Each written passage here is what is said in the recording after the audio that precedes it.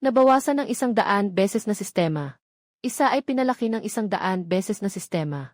Wala siyang kahit anong pag-aalinlangan. Diretso niyang kinuha ang nabawasang sistema. Ibinato sa akin. Naiwan na lang ang kakayahang palakihin. 3 araw mamaya, ang malupit na ulan ay dumating sa tamang oras. Sa pamamagitan ng aking magnifying system, naitipid ko ang kakaunting mga supplies na mayroon ako. Matapos ang hirap na paghihintay. Sa wakas ay nalampasan namin ang 5 taon ng mahirap na panahon. Ngunit sa gitna ng malakas na ulan, na biglang tumigil, si Xia Weiwei ay biglang naging matapang. Itinulak mo ako mula sa mataas na gusali. Ang tingin niya sa akin ay puno ng galit. Kung hindi ka ganoon ka makasarili, magagawa ko sanang gamitin ang aking kakayahan para tulungan ang pamilya ni Jiang Chen. Xia Bing, ikaw na malamig na babae. Habang ang isip ay tuluyang nahuhulog. Sa 1 segundo bago ang dilim, nagtaka ako nang makita na ako ay muling isinilang 3 araw bago ang katapusan. Mangyaring pumili agad ng inyong sistema, muling umingay sa aking isipan. Ang malamig na tunog ng mekanikal na paalala. Ang tanawin sa harap ko. Naramdaman kong parang nawawala sa sarili. Si Summer na nasa paligid ko ay sandaling nag-iisip lang. Pagkatapos ay biglang sumigaw ng masaya. Gusto kong i-zoom in ang system. Habang nakatitig sa mukha niya, napuno ng kasakiman, bigla akong naging malinaw sa sarili ko. Mukhang pareho kami, na muling isinilang. Nagtatawa ako sa isip ko. Dahil sa iyo para sa pamilyang Jiang Chen, nawala na ang iyong pagkakaibigan sa akin. Maging ang pagnanais na, maglaho ako, ang kapatid na babae mo. Sa buong buhay na ito, kung mamamatay ka o mabubuhay. Hindi na kita titignan pa ng masyadong paliitin na sistema. Hindi lang ako magiging maliit. Pwede ko ring i-concentrate ang pagkain at tubig para madala. Naintindihan ko na ang susi sa lahat ng ito. Tinitingnan ko ang tabi, sobrang excited. Nanginginig si Xia Weiwei, na nagsabi ng walang emosyon. Sige, pipiliin ko ang sistema ng pagpapaliit. Binabati kita, nakakabit na ang sistema sa host. Si Xia Weiwei ay sabik na sabik. Nasubukan ang bagong kakayahan. Itinaas ang kamay at pinalaki ang baso ng tubig sa mesa ng 100 beses. Tumingin sa orihinal na maliit na tasa. Biglang naging higante. Siyang masayang sumigaw sa lugar. Totoo ang sistema ng pagpapalaki. Nakatayo ako sa tabi, na malamig na pinapanood ang kanyang palabas. Ito ang kapatid na pinagsikapan kong protektahan sa nakaraang buhay. Yung malakas na ulan, na tumagal ng 5 taon, ay nagkulong sa lahat sa loob ng gusali. Matagal lang naubos ang mga supply sa labas. Umaasa lang ako sa sistemang ito, para palakihin ang natitirang instant noodles at tinapay, para makaligtas kaming dalawa ng kapatid ko. At ang boyfriend ni Xia Weiwei, si Jiang Chen. Nakatira lang sa tapat. Niel siya sa lupa. Humiling sa akin na tulungan ang pamilya ni Jiang Chen. Ngunit alam na alam ko kung gaano kakomplikado ang isip ng mga tao sa gitna ng sakuna. Kaya't matigas kong tinanggihan siya. Dahil kung wala ang mga supply na ibinibigay ko, hindi makakaligtas ang pamilya ni Jiang Chen. Hindi ko nalagpasan ang 5 taon na yun. Matagal na akong nakulong sa bahay, nawalan na ng pag-asa. Nakakainis pa nga. Nakaligtas ako sa malupit na kalamidad. Pero sa huli, nadapa ako sa sarili ko. Sa kamay ng kapatid kong nag-alaga sa akin ng maraming taon. Talagang nagkamali ako. Ngayon, si Xia Bing na ang nagpalaki ng sistema at sa akin na ngayon. Naiinggit ka ba sa akin? Tanong ni Xia Weiwei nang may pag-aalinlangan. May kaunting pagdududa sa kanyang mga mata. Ang sistema ko ay kayang palakihin at paramihin ang mga bagay. Yung sistema mo na nagpapaliit. Parang walang silbi, di ba? Dahan-dahan akong huminga. Gumawa ng parang hindi siya nagmamalasakit. Tumawa si Xiaozi. Basta isang sistema lang naman ito. Ano bang malaking bagay dito? Kung gusto mo, ibibigay ko sa'yo. Wala akong pakialam. Mukha ba akong talagang hindi interesado? Dito lang napansin ni Xia Weiwei ang puso. Ibalik sa tiyan. Nakikita ko siyang nakangiti ng sobrang proud. Alam ko na. Sa buhay na ito, siguradong papahalagahan niya ang pamilya Jiang Chen bilang mga bisita. Pero kapag naibunyag niya ang lihim ng sistema, sa krisis, si Xia Weiwei, hindi ka talaga magtatagal ng 1 araw. Tulad ng inaasahan ko, masaya niyang pinagbuksan ng pinto ang bahay. Diretsong pumunta sa pintuan. Sa harap ng bahay ni Jiang Chen, katatapos lang buksan ang pinto. Nakanganga si Jiang Chen habang tinitingnan siya. Xia Weiwei, may problema ka ba? Walang pakialam si Xia Weiwei. Sa malamig na pagtanggap ng iba, mabilis na idinikit ang kanyang mukha. Kay Jiang Chen, may gusto akong sabihin sa'yo. Habang nakatingin sa mahigpit na nakasarang pinto, agad kong kinuha ang cellphone ko at tumingin. Agosto 15, 3 araw pa bago ang malakas na ulan. May oras pa para maghanda. Magmamaneho na ako. Diretso sa pinakamalaking supermarket. Mag-ipon ng mga gamit. Mag-iimbak ng tubig at pagkain. Bumili rin ako ng isang kulungan ng mga sisiw. Kasunod nito, muling pumunta ako sa pamilihan ng kasangkapan. Para sa aking magiging bagong bahay.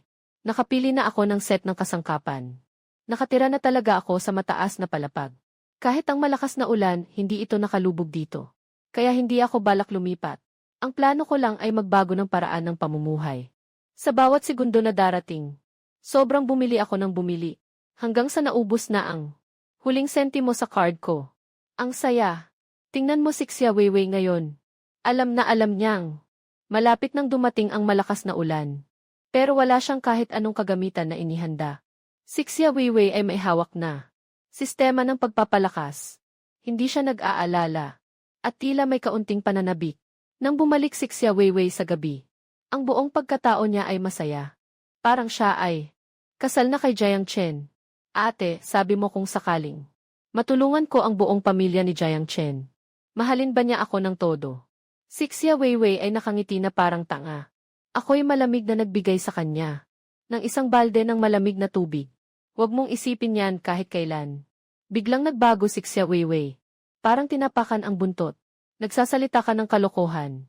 Siguradong magugustuhan ako ni Kuya Jiang Chen. Sinasabi ko sa'yo, ate. Hindi ka ba nahuhumaling sa kanya? Wala akong gana makinig sa kanyang kabaliwan. Nakayuko at patuloy na nag-order sa cellphone. Ang pagtataksil ng nakaraang buhay. Nakita ko ng lubos ang aking malamig na kapatid na babae. Sa pagkakataong ito, tiyak na hindi na ako magkakamali. Habang abala akong nag-ipon, si Xia Weiwei ay nakangiti. Na lumapit. Ate, may pera ka pa ba? Pahiram ng ilang libo para makabili ako ng merienda. Hindi ko man lang itinataas ang ulo ko at malamig na sumagot. Wala na akong pera, kakabili ko lang ng malaking refrigerator. Matagal nang naubos ang pera. Bakit ka naman bibili ng sirang refrigerator? Nakakunot ang noo ko habang tinitingnan siya. Anong masama sa pagpapalit ng refrigerator? Kailangan mo bang mag-react ng ganito? Napansin din ni Xia Weiwei. Nawala ako sa sarili. Wala, nagtanong lang ako. O nga, Xia Bing. Wala bang marami pang mga merienda sa kwarto mo? Kinuha ko na at ibinigay sa mga matatandang walang kasama sa komunidad.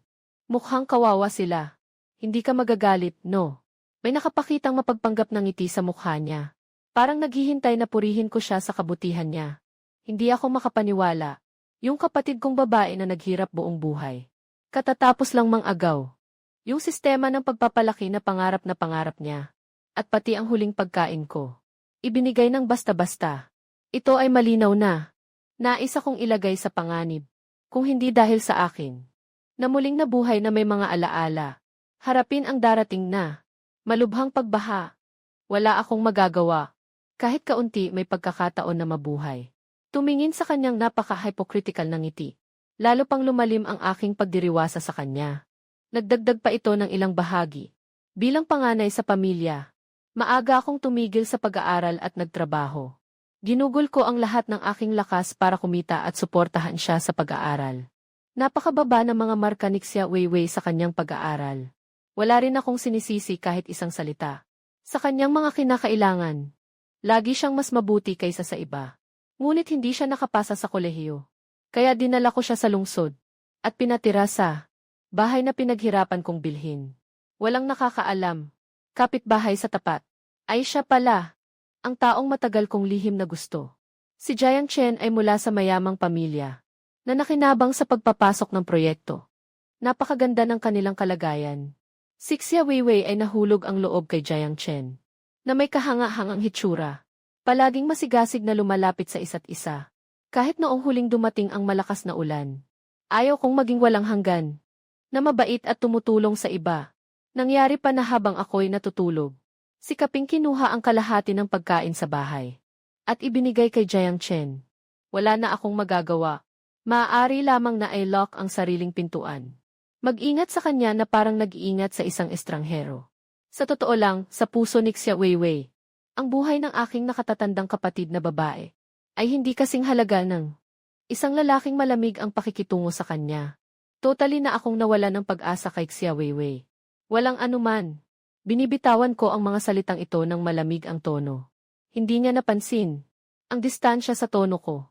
Ngumingiti akong nagsabi, Xia Bing, alam ko na ikaw ang pinakamabuti sa akin. Siguradong hindi ka magagalit dahil sa maliit na bagay na ito. Pagod na ako, uuwi muna ako sa kwarto para magpahinga. Tools ayaw ko nang makipag-usap pa sa kanya ng kahit isang salita. Tools tumalikod at diretsyo nang bumalik sa kwarto. Yules nagsimula ng magplano para sa sarili niyang tokas isang ligtas na tahanan.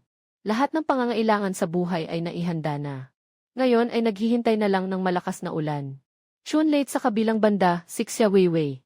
Akala niya kapag mayroon siyang kakayahang palakasin, ay magiging tahimik at walang alalahanin. Kumuha lang siya ng kaunting pera. Bumili ng ilang daang piso ng merienda. At lihim na itinago sa kanyang kwarto. Takot na baka kunin ko ito. Haha. Kaya't talagang sumuko na ako. Maluwag na bahay sa labas. Nagpa siya na manatili sa sariling kwarto. Kahon ng imbakan, sa kabila ng anumang pagbabago sa hugis, kahon ng imbakan, kahon ng imbakan.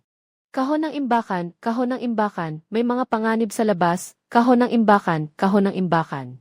Nakita ko ang isang lugar na perpekto para magtago. Ang lihim na sulok sa aking kwarto. Ito ay noong nag-renovate ako. Isang maliit na madilim na silid na espesyal na inihiwalay. Hindi ko kailanman sinabi kay Xia Weiwei. Kasing laki lamang ng banyo ang espasyo. Ngunit para sa akin na lumiit ang katawan. Dito ay isang napakaligtas na tahanan. Ang pinto ng silid ay maaaring buksan lamang sa pamamagitan ng espesyal na aplikasyon sa telepono. Walang dapat ipag-alala na matuklasan ng iba. Bukod dito, pinuntahan ko pa talaga sa isang liblib na lugar sa labas ng bayan. Gamit ang kakayahang lumiit, nakapagtanim ako ng isang pirasong lupa. Naitanim ko ang ilang punla. Sa ganitong paraan, makakapagtago ako sa isang lihim na silid. Pag-aalaga at pagtatanim. Magkaroon ng sariling supply. Mapanatili ang buhay ng matagal. Lahat ay maayos na nakaayos. Sa isang iglap, lahat ng binili ko online ay dumating na. Ngayon, isang araw na lang ang natitira bago ang bagyo. Bago dumating ang malakas na ulan. Inilagay ko ang address ng pagtanggap sa isang lumang bahay sa Bukirin na. Matagal nang walang nakatira. Habang walang nakakapansin sa paligid, isinama ko ang lahat ng kasangkapan, appliances at pagkain. Pati na rin ang iba't ibang maliliit na gamit sa bahay. Kasama ng buong bungalo na pinaliit. At inilagay lahat sa nakaayos na sa kahon ng imbakan. Naghihintay hanggang sa madilim na. Sumakay ako ng sasakyan at tahimik na bumalik sa lungsod. Inilipat ko ang lahat ng ari-arian sa nakatagong bahagi ng kwarto. Sa mga nakaraang araw, si Xia Weiwei ay palaging puno ng kasiyahan at puno ng isip ng mga pantasya na makatulong sa iba. Hindi nila napapansin ang bawat galaw ko. Na-install ko ang air circulation at purification device. Kahit na manirahan ako dito ng taon-taon, hindi ko kailangang mag-alala tungkol sa sikip ng hangin. At hindi ko na kailangang ilipat ang 5 malaking drum ng inuming tubig na hindi nakasya sa malaking tangke para itago. Ito ang aking pinagkukunan ng tubig sa hinaharap. Matapos ang isang buong gabi ng maingat na paghahanda, ang nakatagong silid ay naging isang maliit na tahanan. Ang mga sisiyo ay naglalakad-lakad sa damuhan. Lahat ng uri ng mga appliances ay nandito sa maliit na tahanan. Nakarating na ako sa puntong ito. Sa wakas, maaari na akong maghintay ng tahimik sa pagdating ng kalamidad. May 1 oras pa bago dumating ang malakas na ulan. Tumingin ako sa madilim at nakabigat na langit sa labas. Tumawag ako kay Xia Weiwei. Tumunog ang telepono ng 3 beses bago ito sumagot. Hello, at anong nangyari? Sa boses ni Xia Weiwei, may bahid ng hindi mapapansin na pag-iwas. Pinipigil ko ang emosyon sa puso ko. Nang may kalmado, nagsalita ako. May bigla ang gawain sa kumpanya, hindi ako makaalis. Mamayang gabi mag-overtime ako, hindi na ako makakauwi. Ang tono ko ay matatag. Hindi marinig ang anumang emosyon. Malinaw na tahimik ang kabilang linya. Sandaling huminto. Biglang naging mabigat ang atmosfera. Pagkatapos ay nagpapakaawa lang siya. Sige, magpakaabalahan ka na lang. Huwag mo na akong alalahanin. Ako na ang bahala sa hapunan. Mabilis na narinig ang tono ng abala sa telepono. Lahat ng ito ay nasa aking inaasahan na. Palagi na lang siyang nagmamalasakit sa sarili. Hindi kailanman nagpakita ng interes sa akin. Ang malawak na saklaw ng malaking kalamidad ay malapit nang dumating. May iba akong layunin sa pagtawag na ito. Ito ay para patunayan sa kanya. Wala ako sa bahay. Para sa aking mga susunod na plano. Nalilito ang mga mata ng iba. Nakaimpas ang aking mukha habang pinapatay ang tawag. Mabilis na gumagalaw ang aking daliri sa screen ng telepono.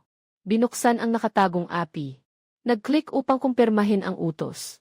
Binuksan ang lihim na pinto ng silid. Pumasok sa loob. Isinara ng mahigpit ang pinto ng silid. Nakatayo sa makitid na silid.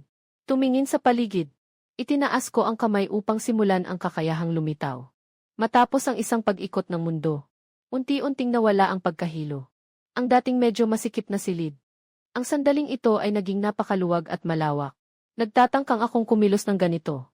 Hindi ito isang padalus-dalos na desisyon. Sa nakaraang buhay, alam ko na ang mga batas.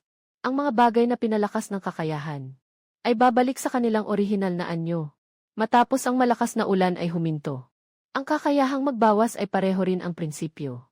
Ang ganitong espesyal na kakayahan ay ganap na magwawakas sa malakas na ulan at mawawala ng lahat ng bisa dahil nakuha ko na ang kapital upang makatawid sa sakuna. Ang susunod na sitwasyon ay karapat-dapat na obserbahan ng tahimik. Nakataas ang aking labi sa isang malamig na ngiti. Tahimik na naghihintay sa pagbaha. Tinitingnan ang harap, ang maliit na tahanan na puno ng buhay. Napakakalma at kapanatag ng loob ko. Matagal ko nang sinamantala. Nang lumabas si Xiao Weiwei sa bawat sulok ng bahay, kahit sa harap ng bahay ni Jiang Chen, naka-install na ang mga lihim na surveillance device. Ngayon, lagi kong pwedeng tingnan gamit ang cellphone ko. Ang lahat ng nangyayari sa labas. Pagkatapos kong ayusin lahat, masaya na akong alagaan ang lupa. Magpakain ng mga hayop. Sa surveillance footage, umuulan na ng malakas sa labas. Ngunit sa sandaling ito, ang mga tao ay hindi pa nakakaalam ng kaseryosohan ng sakunang ito. 23.7 degree sa internet. Puno ng mga reklamo tungkol sa malakas na ulan na nakakaapekto sa mga biyahe. Samantalang ako ay nakahiwalay sa mga kaguluhan sa labas 25.7. 23.7 at ako ay nakahiwalay sa mga kaguluhan sa labas. Ang tanging libangan ay ang cellphone at internet. Ilang araw ang lumipas ng mabilis. Ang malakas na ulan ay walang senyales ng pag-unti. Walang palatandaan ng pagtigil. Parang may butas ang langit. Walang katapusang ulan ang patuloy na bumuhos. Ang mga pasilidad ng paagusan ng lungsod ay tuluyan ng nahinto. Ang kalye ay naging maruming daluyan ng tubig. Tungkol sa aking hindi maipaliwanag na pagkawala. Si Xia Weiwei ay tila hindi nagulat kahit kaunti. Marahil sa kanyang isip, ako, ang kapatid na nagpapabigat sa kanya. Dapat talagang mawala sa sakunang ito. At ako, si Xia Bing.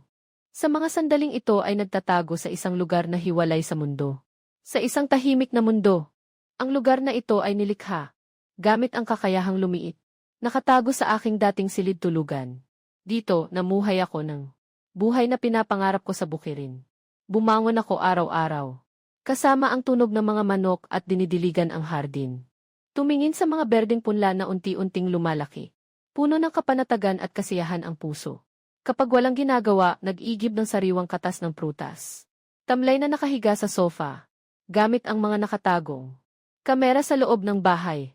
Parang nanonood ng serye sa buhay. Tahimik na nanonood. Xia Weiwei. At ang iba't ibang kilos ng pamilya Jiang Chen. Noong araw na iyon, muling binuksan ko ang kamera. At hindi na ako nagulat. Dinala ni Xia Weiwei si Jiang Chen pabalik sa bahay namin. Sa sala, nakangiti siya na parang pilit na nagpapasaya. Para bang gustong yakapin si Jiang Chen buong buo.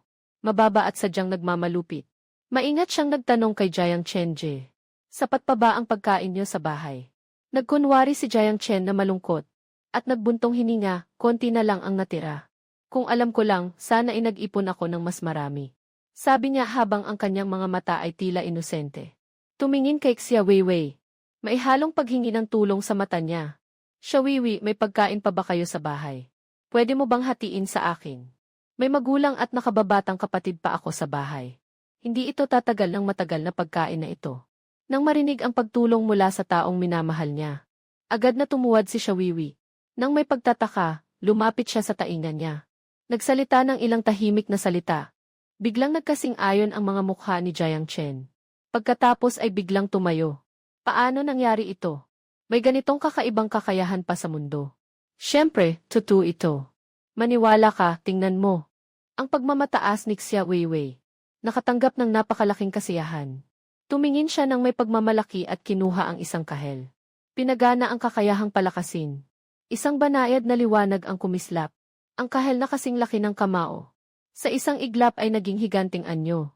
Ang ekspresyon ni Jiang Chen mula sa hindi makapaniwala ay agad na naging puno ng ligaya. Hinawakan niya ng mahigpit ang kamay ni Xia Weiwei. Ang swerte ni Xia Weiwei, salamat sa iyo. Agad mong kunin ang natitirang pagkain sa bahay. Palakihin pa natin. Na mahigpit na niyayakap ng taong minamahal. Namula ang pisngi ni Xia Weiwei. Nangangatog ang boses niya, sabi niya, ayos lang. Kuya Jiang Chen. Pero may maliit akong hiling. Basta't matutulungan mo ang pamilya namin. Na makaraos, anuman ang sabihin mo, papayag ako. Alam mo namang matagal na kitang gusto. Ngayon na kaya kong tulungan ang buong pamilya mo. Maari mo bang subukang mahalin din ako? Sa wakas, nagkaroon ng lakas ng loob si Xia Weiwei. Nagsalita ng mga saloobin mula sa puso.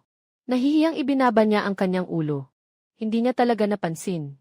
Sa sandaling sinabi niya ang kanyang kahilingan. Sa mukha ni Jiang Chen, mabilis na lumipas ang isang hindi maikubli na inis. Ngunit ang damdaming iyon ay agad na nawala. Na perpektong naitago niya. Susunod na segundo, nagpalit siya ng malambot at mapagmahal na anyo. Dahan-dahang niyakap si Xia Weiwei. Napakalambing ng tono. Anong sinasabi ng batang ito? Tayo naman ay talagang nagkakaintindihan. Sa puso ko, ganun din. Tunay na gusto kita. Hanggang sa tuluyang humupa ang malakas na ulan. Magpaplano na tayo ng kasal. Sa narinig ni Xia Weiwei ang mga salitang ito. Para siyang pinakamasarap na salita sa mundo. Nanginginig siya sa sobrang tuwa. Mahigpit niyang niyayakap si Jiang Chen sa waist. Sa isang halong pag-aalala at kasiyahan. Ang saya-saya, Kuya Jiang Chen. Alam ko na gusto mo rin ako. Sabi pa ng ate ko na hindi mo ako gusto. Sa tingin ko, nagiging selosa siya. Ayaw niyang makita akong masaya at maayos. Nagkunwari si Jiang Chen na parang nag-uusap lang. Saan na pumunta ang ate mo ngayon? Sabi niya may kailangan gawin sa opisina at mag-overtime. Ngayon, sobrang gulo sa labas. Baka matagal nang naipit sa labas at may nangyaring masama. Si Xia Weiwei ay hindi nagmamalasakit at umiling. May kaunting paghamak sa tono. Sumagot siya ng walang pakialam. Parang isang simpleng bagay lang. Na tila hindi mahalaga. Isang maliit na bagay na walang kabuluhan. May munting kislap ng tuso sa mga mata ni Jiang Chen. Itinaas ang kamay at dahan-dahang pinakalma. Pinaapat ang kanyang likod. Gamit ang mas malambing na tono, sinabi niya kay Weiwei. Agad mong ilabas ang mga suplay. Na nakaimbak sa bahay. Ayusin at ilagay sa tamang pakete. Lahat ay ilipat sa bahay ko para itago. Upang maayos na mapanatili. Mapagtagumpayan ang espesyal na panahong ito ng matiwasay. Si Xia walang ingat. Agad na pumayag. At agad na tumalikod para maghanap ng mga gamit sa bahay. Sa sandaling iyon, biglang may malakas na katok sa pintuan sa labas. Agad nitong winasak ang maselang. At kakaibang katahimikan sa loob. Parehong huminto ang dalawa. May bahid ng pag-aalala sa kanilang mga mata. Walang nakakaalam kung sino ang nasa labas ng pinto. At hindi rin alam kung ano ang susunod na mangyayari. Biglang naging mabigat at tensyonado ang hangin. Patuloy pa rin ang maagang pagtuktok sa pinto. Isang lalaking nasa katamtamang edad. May halong pag-aalala ang boses na naririnig. Maliit na tag-init, maliit na tag-init. Nasa bahay ka ba, buksan mo na agad ang pinto. May emergency ako. Pakiusap, Summer Weiwei at Jiang Chen. Nabigla sa bigla ang ingay na ito. Nabigla sila. Ningning, napakunot ang noo. Nangungutya, tanong niya, sino yun? Ang late na para kumatok. Nakakabahala, medyo masama ang mukha ni Jiang Chen. Nagbabantay na tumingin sa pintuan. Mahinang sinabi kay Xia Weiwei na huwag buksan ang pinto. Magulo ang sitwasyon sa labas. Hindi talaga malaman kung ano ang intensyon ng dumating. Xia Weiwei, ako si Uncle Wang mula sa katabing bahay. Buksan mo na ang pinto, please. Hindi na makayanan ni Tia Wang ang kanyang katawan. Ang boses ni Tito Wang ay maihalong hikbi. Mukhang hindi ito sinasadya o ginagaya. May kaunting pag-aalinlangan si Xia Weiwei sa kanyang isipan. Lumiko siya upang tumingin kay Jiang Chen. Punong-puno ng tanong ang kanyang mga mata. Ngunit si Jiang Chen ay walang pakialam. Malamig na umusog ng kanyang labi. Bumulong siya na huwag nang makialam.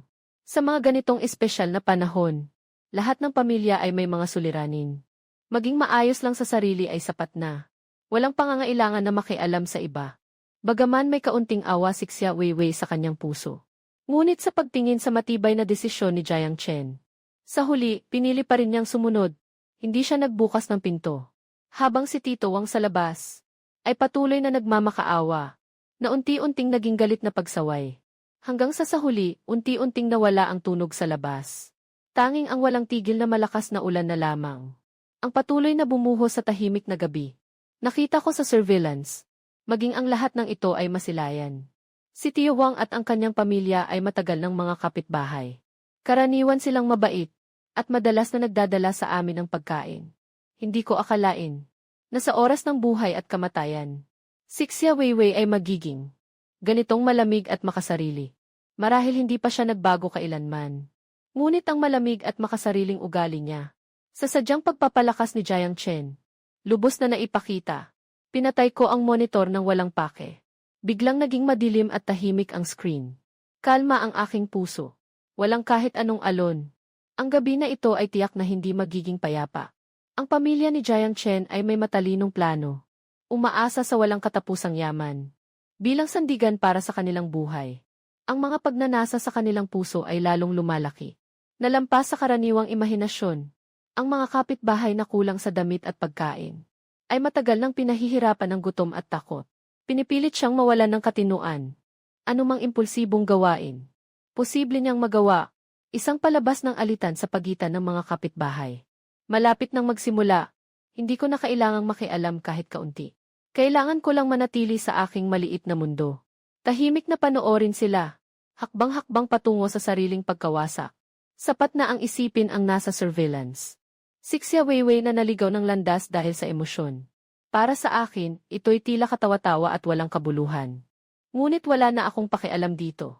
Ano mang mangyari sa kanya sa hinaharap, mabuti man o masama, hindi ko na ito papansinin. Basta't nandito ako ngayon, nagtatago. Sa maingat na ginawa. Naligtas at tahimik na minitahanan. Malayo sa lahat ng alitan at panganib. Ang mabuhay ng maayos at tahimik ay siyang pinakamahalagang bagay ngayon. Sa buhay na ito, hayaan siyang harapin ang mga kahihinatnan ng kanyang mga gawa. Kanya itong sagutin. Lumiko ako at pumasok sa simpleng mini-kusina. Kumuha ako ng sariwang masarap na karne mula sa ref. At ang paborito kong shrimp paste. At iba't ibang bola-bola. Hindi nagmamadali. Nagluto ako para sa sarili ko. Masarap na solo na maliit na hotpot. Habang pinapanood ang sabaw na kumukulo at sumasabog sa loob ng kawali. Habang naamoy ang malakas na amoy ng sariwang pagkain sa buong bahay. Nagsisilab ang isang pakiramdam sa puso ko. Na hindi ko naramdaman noon. Sinindihan ko ang screen ng telepono ko.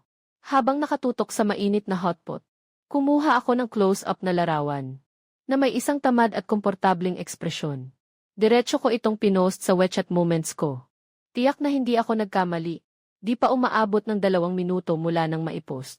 Ang komento ni Xia Weiwei. Agad na lumabas. Sunod-sunod ang mga mensahe sa WeChat. Di mapigilan ang pagdagsa. Ate, nasaan ka na? Ate, ang lakas ng ulan sa labas. Okay ka lang ba? Saan ka ba talaga nagtago? Sa ganitong pagkakataon, may oras ka pang kumain ng hotpot. Gusto ko rin kumain. Sabihin mo na sa akin kung nasaan ka. Sobrang lakas ng ulan sa labas. Hindi ako makalabas talaga. Pwede bang magdala ka ng pagkain pabalik? Sa sunod-sunod niyang pagtatanong sa kanya, wala akong sinagot kahit isa. Masaya kong ininom ang malamig na inumin. Kumuha rin ako ng larawan at ipinadala. Kasabay nito, nagdagdag ako ng caption na ang inumin ay sobrang lamig. Ang hotpot ang bango-bango. Sa susunod na segundo, tumawag si Xia Weiwei. Agad-agad. Narinig ko ang kanyang nagmamadali at medyo inis na boses. Paano ka pa nakakakain ng hotpot? Nasaan ka ba talaga? Bilisan mo at dalhin mo ito para makakain ako. Sobrang tagal na akong kumakain ng tuyong tinapay. Narinig ko na. Puno ng hindi pagkakaunawaan at inggit ang tono niya. Bakit lahat ay nagdurusa at nagugutom? Samantalang ako ay ganito kasaya at komportable. Nakangiti ako sa loob. Sabi ko nang walang emosyon. Nasa opisina pa ako, abala sa trabaho.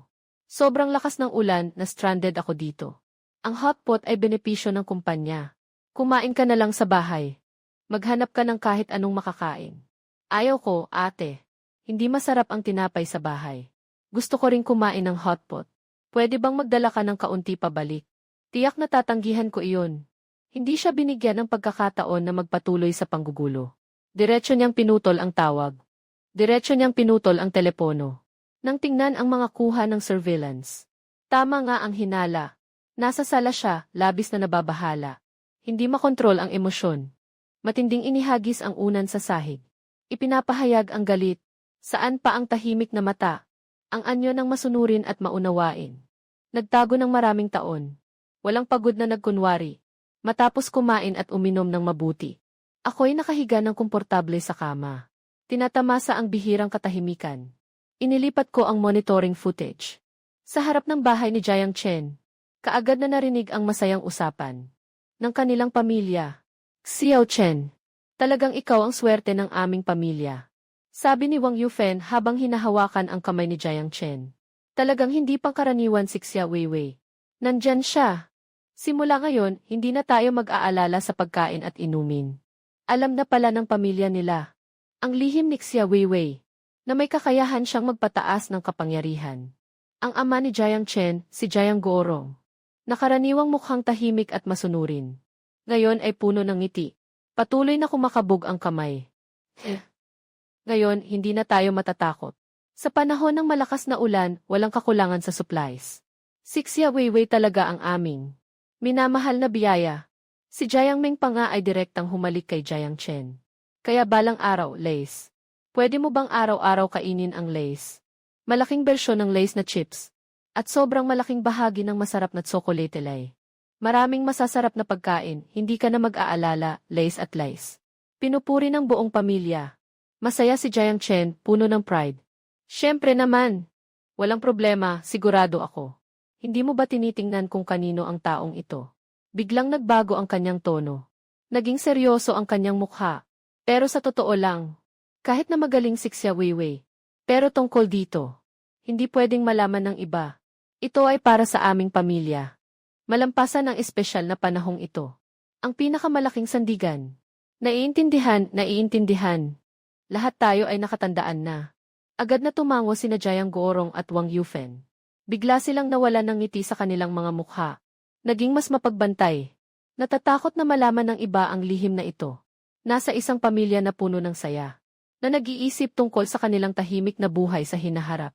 Si Xia Weiwei ay may dalang malaking bag. Na puno ng iba't ibang pagkain na pinalaki ang sukat. Na humihingal na naglakad papunta sa pintuan ng bahay ni Jiang Chen. Itinaas niya ang kamay at malakas na kumatok sa pinto. Ang malinaw na tunog ng pagkakatok. Umabot sa tahimik na pasilyo. Nawasak ang masayang atmosfera sa loob ng bahay ng pamilya Jiang. Si Jiang Guorong at Wang Yufen. Agad na nagpalit ng masiglang ekspresyon. Mabilis na lumapit. At tinanggap si Xia Weiwei sa loob ng bahay. Ay, Weiwei. Sa wakas ay dumating ka na. Pasok ka na. Huwag kang mabasa ng ulan at magkasakit. Agad na nagsalita ang ina ni Jiang Chen, si Wang Yufen. Habang masiglang tinatanggap ang malaking bag, ay nagkunwari siyang nagmamalasakit at nagtatanong. Sobrang lakas ng ulan sa labas. Basa na ang mga damit. Mabilis, punasan mo ang katawan mo. Huwag kang magkasipon. Tahimik na nagpasalamat si Xia Weiwei. Sa biglaang pagkamapagbigay na ito, na nagdulot sa kanya ng kaunting kaba. Ngunit labis ang kanyang kasiyahan. Pakiramdam niya. Tinatanggap na siya ng pamilya ni Jiang Chen ng buong puso. Salamat, tita. Lumapit din ang ama ni Jiang Chen, si Jiang Guorong. Pinapalo ang balikat ni Xia Weiwei at pinuri. Weiwei, talagang may taglay kang kahangahangang kakayahan. Sa ganyang kakayahan mo, mas kampante kami. Mula ngayon, sana'y magkasundo kayo ni Xiao Chen. Bilang mga nakatatanda, makakapagpahinga na kami ng maayos. Namumula ang pisngi ni Xia Weiwei sa papuri. Puno ng kasiyahan ang kanyang puso. Malaya siyang nangako. Tito at tita, huwag kayong mag-alala. Nandito ako. May kakayahan ako. Hindi ko kayo papabayaan sa gutom. Kung ano man ang gusto niyong kainin, sabihin niyo lang. Maaari kong dagdagan ito para sa inyo. CJ. Talagang isang maunawain at mabait na bata. Nakangiti ang mag-asawa, hindi mapigil ang saya. Ang tingin nila kay Xia Weiwei. Parang tumitingin sa isang pinagmumulan ng walang katapusang kabutihan. Nakatagong, hindi maikukubli na kalkulasyon at kasakiman. Pinapanood ko lang ng malamig sa monitoring. Punong-puno ng pang-insulto sa puso ko. Ganito ang formal na maganda nilang samahan. Hindi magtatagal ang ganitong klima. Pag nawala na ang bagong excitement. Ang pamilya ni Jiang Chen. Sa kaibuturan, makasarili at mapagsamantala. Sa huli, lalabas din ang totoo nilang ugali. Darating ang mga araw na mahihirapan si Xia Weiwei. Isang mas malaking bagyo ay matagal nang nagkukulong sa dilim. At kailangan ko lang manood ng tahimik. Naghihintay na makita ang lahat ng hidwaan. Naganap na sumabog sa sandaling iyon. Sobra naman ang papuri ng tiyahin. Talagang hindi ko kayang tanggapin iyon. Matutulungan ko ang pamilya ni Tiyo at Tia. Isa rin ito sa mga pagpapakita ko ng pasasalamat. Sa huli naman, magkakapatid din tayo balang araw. Nang sabihin ko ito, biglang naging tahimik ang atmosfera sa bahay. Ang ngiti sa mukha ni Tatay at Nanay Jiang ay kitang-kita na nanliliit sandali. Napaat muna ako sandali bago nakarealize. Pero saglit lang iyon. Agad silang pinalitan ng mas masiglang ekspresyon. Mas naging masaya ang mga mukha nila. Natural lang iyon. Kung hindi dahil sa kakayahan mo, hindi kami makakapagtiis bilang isang pamilya. Para makaraos ng maayos. Talagang swerte si Xiao Chen na nakilala ka. Sa ilang buhay niya, ito ang pinakamatinding biyaya. Tingnan mo, ang ganda mo. Matalino ang isipan mo. At mabait ang puso mo. Sa totoo lang, ang swerte talaga ni Xiao Chen na makasama ka. Ito ang pinakamalaking biyaya sa amin. Tumingin ako kay Xia Weiwei na nahihirapan sa mga papuri. Na tila nalilito na. Baka hindi na niya alam kung saan ang hilaga, timog, silangan at kanluran. Nakatayo ako sa minibase at nanonood ng surveillance. Nakikita ang itsura ng kapatid kong parang tanga. Umiti ako ng malamig at pinatay ang surveillance screen. Anong klaseng tao ang pamilya ni Jiang Chen? Mas alam ko ang lahat sa puso ko. Noong nakaraan, nang yumaman sila sa demolition, naging maangas at mapagmataas sila. Sa baryo, palagi silang mapang-api. Sa mga kamag-anak na may ordinaryong buhay. Masyado silang mapanakit. Paano magiging tapat ang isang pamilyang ganito? Sa totoo lang, hindi nila kayang mahalin si Xia Weiwei. Pero interesado lang siya sa kanyang natatanging kakayahan. At yung si Jiang Chen, mula pagkabata ay mayabang. Napakataas ng kanyang mga pamantayan. Hindi niya pinapansin ang iba. Sa likod, madalas siyang mangutya. Si Xia Weiwei ay kusang lumapit. Ngayon ay nakabatay lamang sa kanyang kakayahang palakihin, na umaasa na makaligtas sa apokalipsis. At mapanatili ang buhay. Siyempre, hindi ko siya kailanman paalalahanin tungkol dito. Ngayon, isa lamang akong maliit na tao na pinaliit ng 100 beses. Kahit na gusto kong makialam, wala akong magagawa. Bukod pa rito, ayaw ko talagang makialam. Ang kanyang kapalaran ay siyang pinili ng unti-unti. Hindi nagtagal. Muling tumawag si Xia Weiwei. Narinig sa telepono ang boses ni Xia Weiwei na nagagalak. May magandang balita ako sa iyo. Opisyal na akong kasama si Jiang Chen.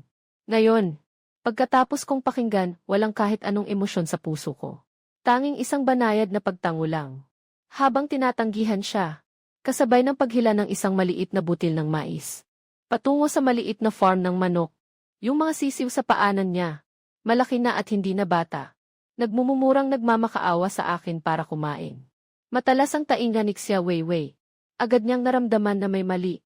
Tatay, naririnig ko ba ang tugtog ng manok dyan? Kasi nagpapakain ako ng manok. Gamit pa rin ang ganitong paraan. Sa kalmadong tono, sinabi niya. Nang matapos si Xia Weiwei, nanlaki ang mata niya sa gulat. Sa kabilang linya, nagtagal siya ng ilang segundo. Pagkatapos, sumabog siya sa isang sunod-sunod na tanong na hindi ka panipaniwala. Hindi makapaniwala. Hoy, umuulan ba sa labas? Malakas ang ulan. Saan ka kumuha ng manok? Nagmamaloko ka ba? Wala akong balak na magpaliwanag. Pero sa tingin ko, ang itsura niya ay napaka nakakatawa at tuwirang sagot. 2 salitang inalagaan. Pagkatapos niyang sabihin iyon, ibinaba na ang telepono. Nakatakas ako sa tabi ng taniman. Ng mga binhi na aking itinanim, ay nagsimula ng mumulaklak at tumubo hanggang 1 pulgada ang taas. Lumalago ng matatag sa ilalim ng artipisyal na araw. Kapag walang ginagawa, pumupunta ako para mag-alis ng damo. Magdidilig din ako. At pati ang karne sa refrigerator, inayos ko na rin. Nang maayos at organisado. Para mapanatili kong mapayapang buhay. Habang nilalasap ko ang paraiso sa mundo. Nang maliit na araw-araw na buhay. Muling tumawag si Xiaoxi. Ang boses niya ay puno ng put at pagkabalisa. Nasaan ka ba talaga? Bakit sa iyo ay? Pwede kang kumain ng hotpot at mag-alaga ng manok. Hindi ba't ang malalakas na ulan ay umiwas sa iyo? Sinasadya kong mabagal. Ang tono ko ay nga. Dito ay maaraw at maliwanag. May mga ibon at bulaklak. Kabaligtaran ng labas na ito. Talagang magkaibang mundo. Pagkatapos sabihin, hindi na niya binigyan ng pagkakataon na magtanong pa. Bumawi at muling tinawagan siya. Naiisip ko na talaga kung ano ang nasa kabilang linya. Na siya ay tinutukso ng inggit. Na ang kanyang damdamin ay hindi mapakali. Na sa puso niya ay may isang ibang uri ng kasiyahan. Ito ang kahihinatnan ng pagtanggi sa pamilya. Ang mapait na bunga nito ay kailangang niyang lasapin ng mag-isa. Sa mga susunod na araw, para bang ang malakas na ulan sa labas, ay parang binutas ang langit. Ang buong lungsod ay tuluyang naging isang nag-iisang bayan. Ang supply ng tubig at kuryente ay minsang humihinto at bumabalik. Naging bihira na rin ang signal ng internet. Sa wakas, sumiklab ang buong krisis sa pagkain. Sa pagitan ng mga kapitbahay, nag-aagawan at nag-aaway dahil sa pagkain. Sa pamamagitan ng TV, nakita ko na nagkakagulo sa loob ng komunidad. Mga dating magkaibigan na magkapitbahay. Ngayon, pag nagkikita, namumula na ang mga mata. Nakasulat sa mukha ng bawat isa. Ang takot sa kamatayan. Ang pagkabahala sa katapusan ng mundo. Parang salot, na kumakalat sa gitna ng tao. Samantalang ang pamilya ni Jiang Chen ay umaasa sa kakayahan ni Xia Weiwei. Para ng ganap, ng masaya at masaganang buhay. Hindi lang sila nag-aalala sa pagkain at inumin, kundi nagsimula pang gumawa ng walang pakundangang mapanirang transaksyon. Binili nila ang mga pinalaki nilang supply ni Xia Weiwei. Sa sobrang mahal sa mga kapitbahay na malapit ng magutom. Ang maliit na bag ay karaniwang hindi pinapansin. Na ordinaryong biskwit. Kapag pinalaki, naglakas loob silang humingi ng 1 piraso ng ginto. Sa pinakaordinaryong tubig buhos, naglalakas loob silang palitan ito ng ninunong jade bracelet. Gamit ang likas na instinct ng tao sa pag-survive sa matinding sitwasyon. Isinasagawa ang pinaka-primitive at pinaka-malupit na pangangalap. Tinutukso ko ito ng mga ganid na tao na kumikilos sa pagkakataon. Ang ama ni Jiang Chen na si Jiang Guorong, na may mapagmataas na ugali, ay kasalukuyang puno ng saya. Nakatayo sa gitna ng mga supply at nagbibilang. Nasa kamay ang calculator. Pinipindot ang mga numero. Ang kanyang matandang mukha ay nakangiti. Parang nakikita na niya. Ang araw na siya ay magiging isang tanyag na mayaman.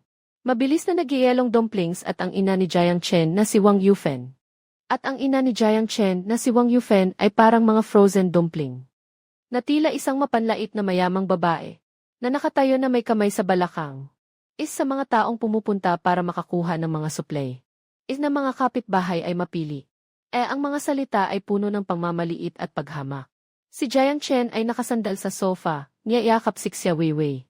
Gamit ang malambing at kaakit-akit na mga salita. Linanglangan ang tanga na dalaga. Tuloy-tuloy na nagpo-produce ng mga materyales. Si nakababatang kapatid na si Jiang Meng ay ginagaya ito. Sa harap ng mga kapitbahay na nakabihis ng sira-sira. Na mayabang, na sinasadya pang kumagat ng chips. Na may tono ng pagtulong sa iba. Pinaasar sila na hindi nila kayang tamasahin. Si Xia Weiwei, ang taong ito na walang kaalaman, ay lubos na nalulunod sa maling pagmamahal na hinabi ni Jiang Chen. Talagang akala niya siya ay ang tagapagligtas ng lahat. Tumingin sa pamilyang iyon. Nalabis siyang pinasasalamatan. Tumingin sa banayad na ngiti ni Jiang Chen. Ang kanyang kaawa-awang pagkamakasarili ay umabot na sa sukdulan. Ngunit hindi niya ito napansin. Ang mga tingin ng pamilya ni Jiang Chen sa kanya ay nagbago mula sa pagiging tagapagligtas patungo sa isang kapaki-pakinabang na kasangkapan. Ngunit, ang ganitong buhay na nakabatay sa pagsasamantala sa iba ay hindi magtatagal. Ang mga kapitbahay na naabot na ang sukdulan Nang pagsasamantala ay may galit na naipon na. Hanggang sa puntong kritikal. Sa araw ay humihingi ng tulong. At sa gabi ay kailangan pang makinig sa ang tawanan at saya sa bahay ni Jiang Chen. Amoy ang masarap na pagkain na umaabot sa labas. Ang napakalaking pagkakaiba. Sa wakas ay nagpasiklab ng galit ng naipong pabo. Sa isang bagyong may malakas na ulan at kulog. Ang matagal naipon na emosyon ay tuluyang nawala ng kontrol. Sidat 07-2-1-1-1-0-3-2-3,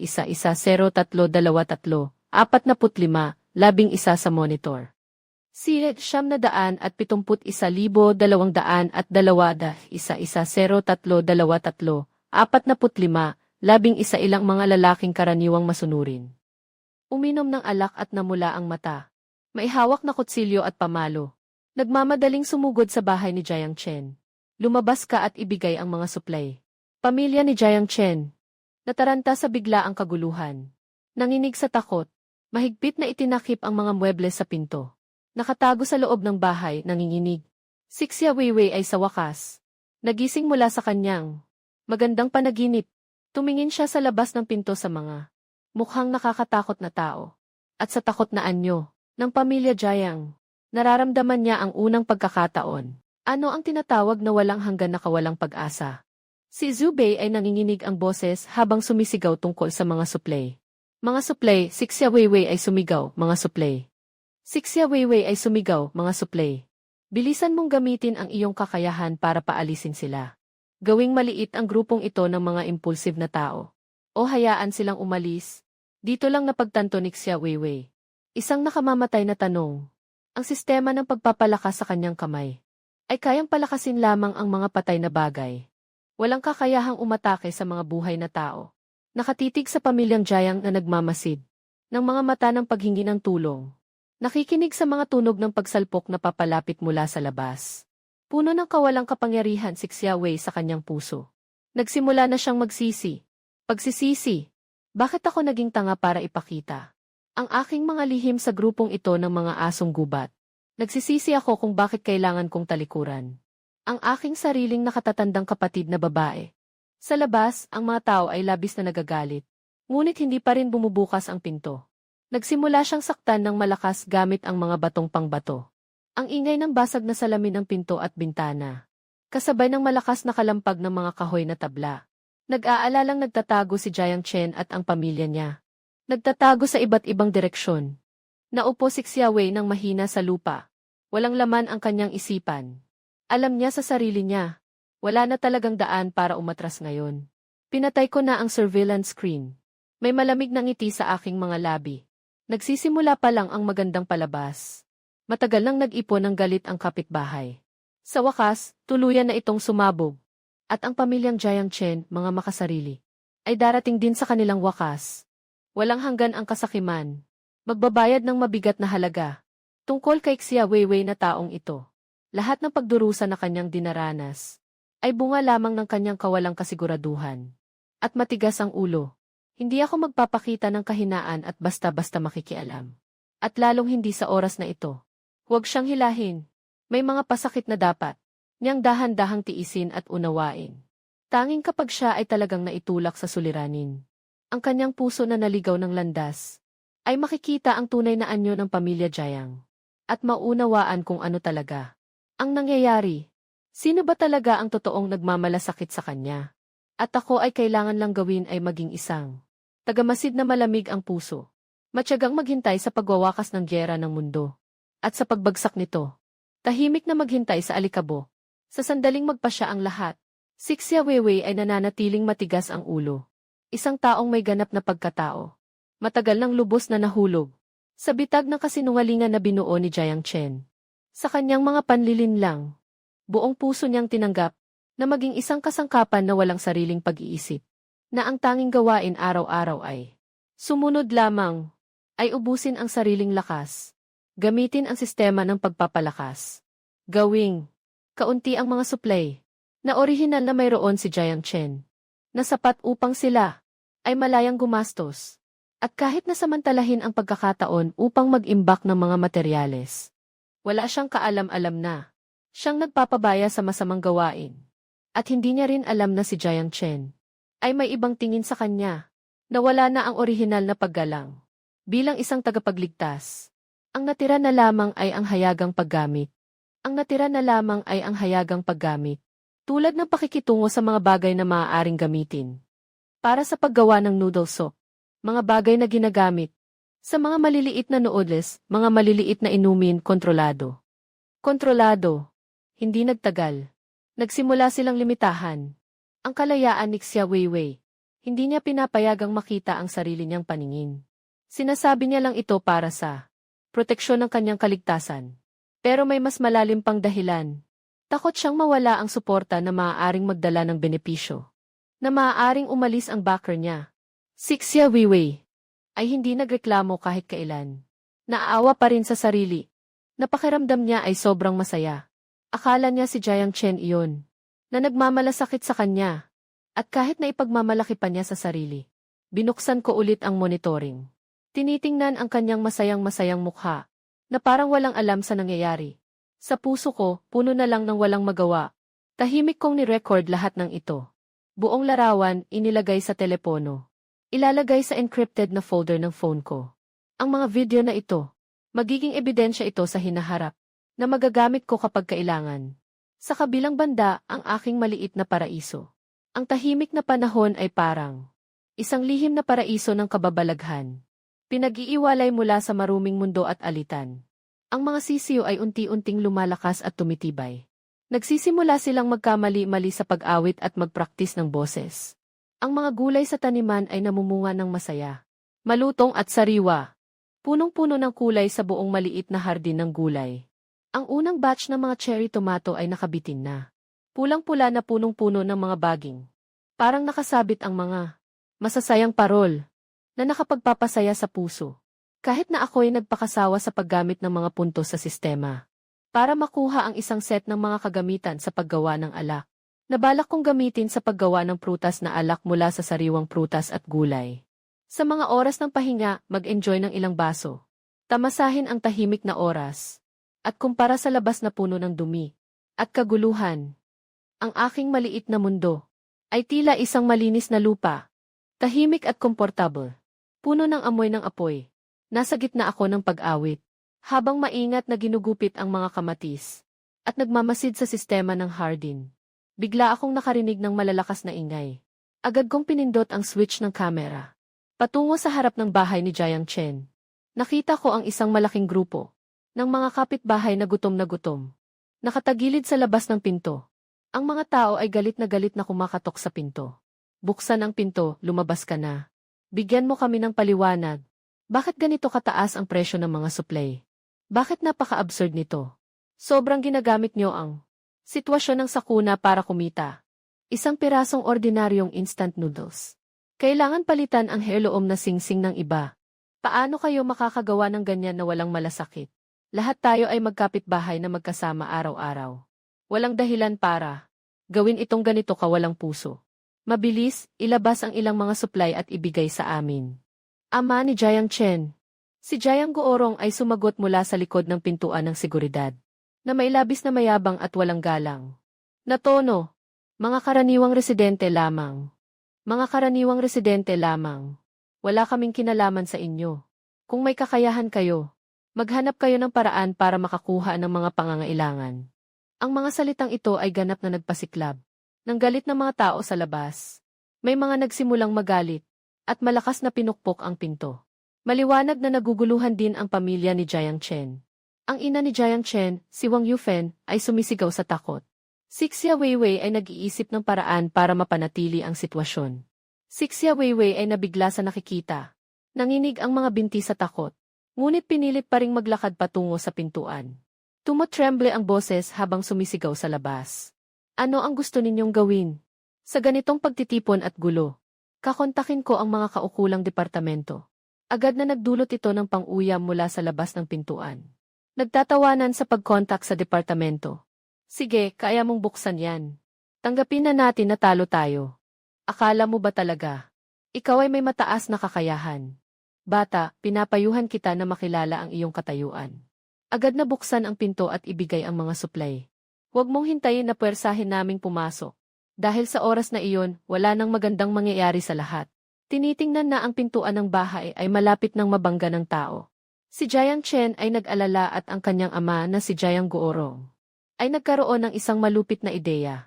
Inilabas niya mula sa kusina ang ilang malalaking timba ng langis. Langis, pinipilit si Xia Weiwei na gamitin ang sistema upang agad na palakihin ang langis. Pagkatapos ay ibinuhos ito mula sa pintuan. Nagtutunaw na mainit na langis. Biglang ibinuhos sa mga tao sa pinakaharap. Sa pasilyo, agad na umingay ang mga malulungkot na sigaw ng sakit. Nanginig ang mga tao sa mainit na langis. At umatras. Naging tahimik ang sitwasyon pansamantala. Ngunit sa mga mata ng lahat, nag-aalab ang matinding put at galit. Ako'y nakatingin mula sa likod ng screen na may malamig na pagtingin sa lahat ng ito. Walang anumang alon sa aking puso. Ang lahat ng ito ay inaasahan ko na. Kapag ang kasakiman ng tao ay walang hangganang pinalalaki. Kapag ang hangganan ng kaligtasan ay tuluyang nalampasan. Ang pagsabog ng hidwaan ay hindi na maiiwasan. Ang masamang ugnayan na itinanim ng pamilya ni Jiang Chen. Sa wakas ay nagsisimula ng magbunga ng masamang resulta. Ang galit ng lahat ay umabot na sa ruro. Ang retiradong guro na si Ginoong Zhang ay nanginginig na itinuturo ang pintuan ng bahay ni Jiang Chen. Jiang Guorong, sinasadya mong saktan ang tao. Nalagpas ka na sa limitasyon. Hindi ka ba natatakot na magalit ang langit sa iyo? Nagtatago si Jiang Guorong sa likod ng kurtina. May matinding ngiti sa mukha niya na puno ng pang-iinsulto. Anong parusa o hindi? Sa panahon ngayon, ang mahalaga ay makaligtas. Yan ang tunay na katotohanan. Kung may kakayahan kayo, pumasok kayo. Ganito ang ganap na pagkapahiya. Isang walang hiya na asal. Pinakita nito sa lahat ng naroroon. Ang tunay na katotohanan. Ang mga tao ay tumulong sa sugatang kapitbahay at dahan-dahang umatras. Ngunit ang mga iyon ay naglalaman ng galit na tingin. Matibay na nakatuon sa Jiang pamilya. Sa saradong pinto at bintana. Parang sa pamamagitan lang ng tingin. Kayang sunugin ang buong bahay. Alam ko sa sarili ko. Ito ay parang sandaling katahimikan bago dumaan ang bagyo. Bago sumiklab ang unos. Isang mas matinding at mas ekstremong paghihiganti. Ang kasalukuyang pinaplano sa likod ng mga eksena. Matapos ang insidenteng ito, ang pamilya Jiang ay naging kaaway ng lahat sa buong komunidad. Sa ngayon, kahit na walang sinuman, ngunit ang binhi ng paghihiganti ay matagal nang nakatanim at lumalago sa puso ng bawat isa. Kaya't ang buong angkan ng Jiang ay naging parang mga ibong takot sa panganib. Araw-araw ay nabubuhay sa takot at pag-aalinlangan. Nangangatog sa takot at pag-aalala. Ang atmosfera sa loob ng bahay ay napakapigat. Na para bang hindi makahinga. Kapatid na babae ni Jiang Chen. Si Jiang Meng ang unang sumabog ang emosyon. Sa sobrang galit, binato niya ang bag ng chips. Kay Xia Weiwei, kasalanan mo kung hindi ka sana nagdala ng gulo. Hindi sana kami napunta sa ganito. Na pinagsiselosan ng lahat. Ngayon, hindi na kami makalabas ng bahay kahit isang hakbang. Ikaw ang ugat ng gulo. Si Xia Weiwei ay pinagsabihan. Na may nakakalitong mukha. Awang-awa siyang tumingin kay Jiang Chen. Naghahanap ng kaunting suporta. Ngunit si Jiang Chen ay nakakunot ang noo. At tahimik na pinigilan ang kanyang kapatid na babae. Mula simula hanggang wakas. Tiningnan si Xia Weiwei ng tuwid. Ang mga mata ay puno ng inis at kawalang magawa. Agad na nanlamig ang puso ni Xia Weiwei. Ang ugali ng ama ni Jiang Chen ay naging mas mainit ang ulo at mapaghinala. Buong araw siyang naglalakad-lakad sa loob ng bahay. Paulit-ulit na sinisiyasat ang bawat pinto at bintana kung ito ay matibay. Patuloy na nagrereklamo tungkol sa mga pagbabago sa paligid. Ang kanyang saloobin kay Xia Weiwei ay naging masungit at masama. Wala nang kahit anong pagtatakip. Madali na lang siyang mag-utos na may mabagsik na tono. Agad na gumamit ng kakayahan para makagawa ng pagkain. Maliit na lang ang natirang supply sa bahay. Mabilis siyang nag-utos ng may matigas na tono. Walang nagawa si Xia Weiwei kundi sumunod ng tahimik. Ngunit sa kauna-unahang pagkakataon, nagsimula siyang magduda. Hindi niya maiwasang magtanong kung bakit siya nagpasyang manatili dito. Ano nga ba ang dahilan? Para sa matagal nang nabubulok at nagbabago ang pagkakaibigan. O kaya naman, para lang ituring ang sarili bilang isang kulungan na puno ng kasangkapan na ginagamit, na nagdadala ng huling patak ng pagod sa puso ng tao. Mabilis na dumating ito ayon sa inaasahan. Unang gabi pagkatapos ng usok mula sa mainit na langis. Ang tahanan ng Jayang ay nababalot sa katahimikan. At nakakapanghina na takot. Sa labas, tila tahimik at walang alon. Ngunit lahat ay may alam sa kanilang puso. Na ang mga kapitbahay, na naapektuhan ng mainit na langis, ay tiyak na hindi ito palalampasin. Si Jayang Goorong ay may mga pulang ugat sa kanyang mga mata. Matagal nang hindi mapakali. Kumuha siya ng matibay na pamalo. At mariing ipinasok sa nanginginig na kamay ni Xia Weiwei. Lahat ito ay galing sa kaguluhan ng insidenteng ito. Ngayon, bantayan mo ang pintuan. Kapag may sinumang gustong pumasok ng puwersahan, ibigay mo ang lahat ng iyong makakaya. Kailangan din na humarang sa harapan para magpalipas ng oras. Si Xia Weiwei ay natakot sa biglaang planong ito, na naging dahilan para siya'y maging stiff. Wala siyang magawa kundi lumingon. Kay Jiang Chen sa sofa, na puno ng pag-asa na ang kanyang fiancé ay tutulong. Ngunit si Jiang Chen ay tila walang magawa. Mahigpit na niyayakap ang kumot. Humihilig pabalik, nakatalikod sa kanya. Bumubulong ng mahina sa bibig, malamig ang panahon. Huwag akong istorbohin sa pagtulog. Si Xia Weiwei ay nagdadalamhati, yakap-yakap ang bola. Walang lakas na nakaupo sa malamig at matigas na sahig. Sa entrance ng bahay, mahigpit na nakapulupot sa punit na tela. Tatak ng sira sa pinto ang anti-burglary. Kapag may bahagyang hangin sa labas, natatakot siya at naguguluhan. Nanginginig ang katawan. Samantala, ako ay nakahiga ng komportable sa temperatura-controlled na silid. Sa malambot na malaking kama, habang pinapahid ang system exchange na mataas na antas ng pampaganda ng balat. Habang umiinom ng mainit na palm na may jujube. Tumingin sa pamamagitan ng monitor. Sa kanyang takot at kawalang kapangyarihan. Na nakakalungkot na anyo. Naramdaman lamang ang labis na pangmutya. Akala niya ay mayroon siyang sistema ng pagpapalakas. Ay makakapagpataas ng katayuan. Sa huli, ay naging hadlang para sa pamilyang ito na humaharang sa sakuna pagdating ng ikalawang araw. Ang buong lungsod ay nawala ng supply ng tubig. Ang gripo ay naglabas ng ilang malalalim na tunog at nagpatak ng ilang patak ng maitim na putik bago tuluyang huminto. Bagaman ang pamilya Jayang ay naghanda ng kaunting supply ng tubig, hindi ito sapat sa araw-araw. Na walang limitasyong paggamit, si Jiang Chen na mahilig sa kalinisan, hindi na makatiis sa amoy sa katawan. Diretso siyang nagtaas ng paa. Nabigla si Xia Weiwei na bahagyang nakatulog, na nagpahinga ng kaunti. Huwag nang magpakatamad at humiga pa. Mabilis na bumangon at ilagay ang 3 bote ng mineral na tubig. Kailangan kong maglinis at ayusin ang sarili ko. Nahihirapan si Xia Weiwei na bumangon. Naramdaman lang ang matinding pagkahilo. Sa mga nakaraang araw, mataas ang intensity ng paggamit ng amplification system. Sobrang naubos na ang kanyang lakas at enerhiya. Jiang Chenje, talagang hindi ko na kaya ngayon. Sobrang hilo na ako. Hindi ba't mabuti kung iingat natin ang tubig? Pagkatapos sabihin ito, lumapit agad ang ina ni Jiang Chen. Si Wang Yufen. Mahigpit niyang hinawakan ang braso ni Xia Weiwei. Anong masama sa pagligo ng anak ko? Tinutustusan ka namin ng pagkain at tirahan. Bakit hindi mo gamitin ang kakayahan mo para makakuha ng tubig? Sino ka bang nagtutulak sa'yo ng ganito? Hanggang sa wala ka ng masabing dahilan. Si Xia Weiwei ay napilitin ang sistema. Nang biglang umangat ang 3 boteng mineral water para maging isang dambuhalang balde ng tubig. Napahina ang mga tuhod ni Xia Weiwei at tuluyang napaiyak at nahimatay. Tumingin si Jiang Chen sa kanya ng bahagya. Walang iniisip. Tanging nagagalak na lumapit sa malaking pinagkukunan ng tubig. Handa nang maghugas. May halong inis sa tono. Hindi na ito kapaki-pakinabang. Mula nang magsimula ang kawalan ng tubig, ang paraan ng paghihiganti ng mga kapitbahay ay opisyal nang umakyat. Hindi na basta-basta mag-atake ng padalos-dalos, kundi nagsimula nang magpasakit sa isipan. Ng mental na pressure. Nalaman nilang mahuli ang kahinaan ng pamilya. Natakot at naguguluhan. At nagsimula ng magpatuloy sa walang tigil na panggugulo. Tuwing gabi kapag tahimik na ang lahat, sa pasilyo naaalala ang matinis na tunog ng pagkatok na umaabot sa mga riles ng hagdang bato na mabigat at nakakabahala. Kasunod nito, may mga tao na gumagamit ng amplifying device na paulit-ulit na naglalaro ng iyak ng mga bata at ang malungkot na mga sigaw.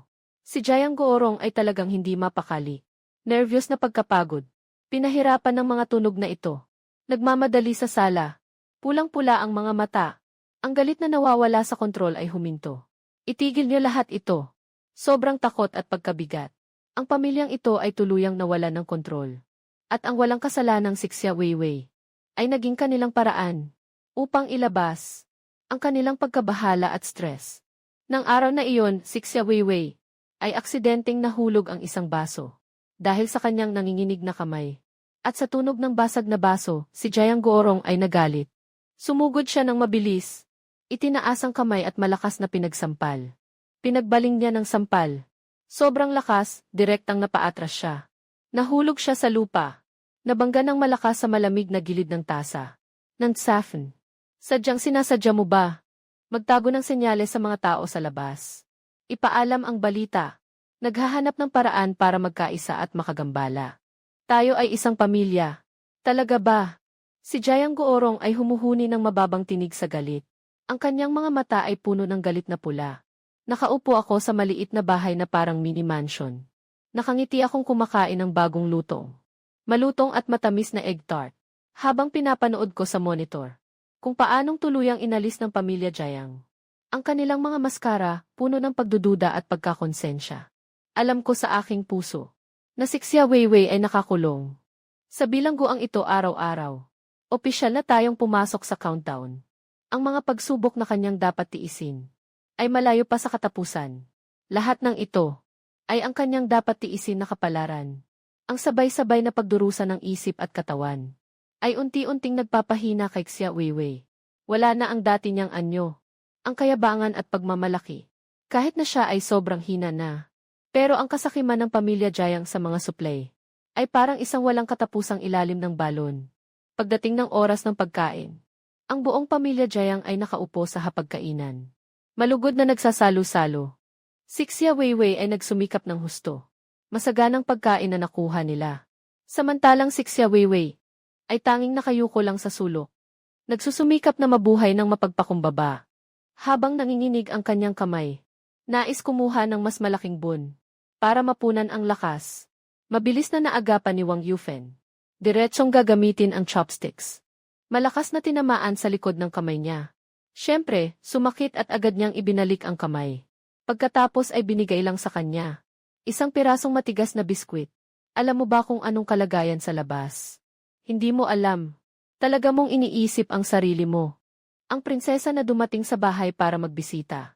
Gagawin lang ang mga bagay na iyon. Gusto pang kumain ng masarap na pagkain. Si Wang Yufen ay may mapanlait na tono. Sapat na ang tinapay na ito para sa gutom. Huwag sayangin ang mga bagay sa bahay.